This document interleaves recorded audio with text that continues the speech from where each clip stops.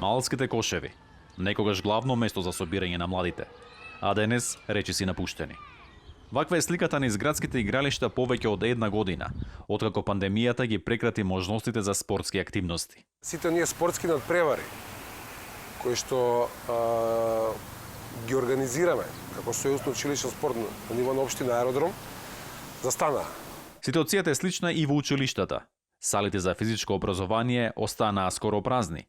На регуларна настава се само учениците до трето одделение, додека другите останаа да учат од дома.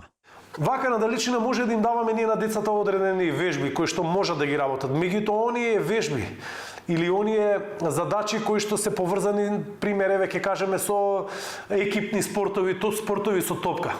Факт е дека дома нема ни едно дете услови или 1% кои што се во дворови и така натака би можеле да ги изведуваат.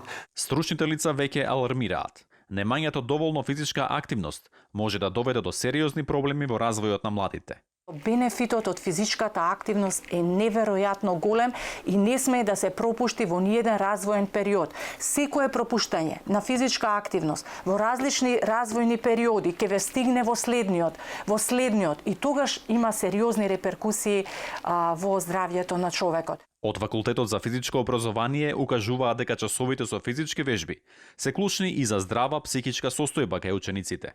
Овдека се работи за активност, физичка активност која е директно поврзана со менталното и физичко здравје, која што носи подобар емоционален развој, социјален, когнитивен, подобра социјализација, а како што реков, па тоа е најважно во животот.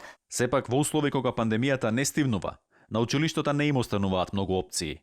Во Основното училиште Ѓорѓе Апулевски се следат мерките за заштита, но поголема надеж гледаат во топлото време и во можноста за настава на отворено. Дали во нашиот двор, дали на кеј, едноставно со почитување на сите оние протоколи има можност да се повика да се изведе часот на отворено.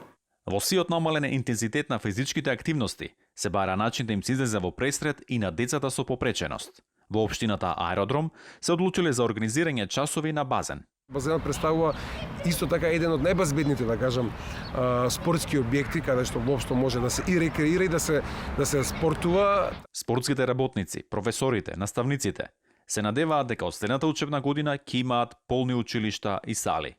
До тогаш порачуваат секој да работи на своето здравје со индивидуално спортување. За Гласот на Америка од Скопје, Тоше Огњанов.